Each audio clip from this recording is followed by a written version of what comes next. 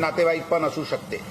रस्त्यावर जाताना व्यक्ती कोणत्या मनोस्थितीमध्ये आहे, कोणाचे नातेवाईक हॉस्पिटलमध्ये असतील, कोणाचे नोकरीमध्ये ऑफिसमध्ये बॉस सोबत काहीतरी कॉन्फ्लिक्ट चालत असतील, घरात काही भांडण चालत असतील, त्यांचे काय मानसिकता आहे तुम्हाला लक्षात ठेवावं लागेल। सगळे गेहूं एकासारखे ते पिसता येत नाही। आपल्याला त्यांच्याशी चांगली वागणूक करणे अत्यंत गरजेचे आहे आणि त्यांचे स्ट्रेस लेवलच्या आधारेवर त्यांचे कधी कधी अग्रेसिव्ह भूमिका तुमचे सोबत असू शकते।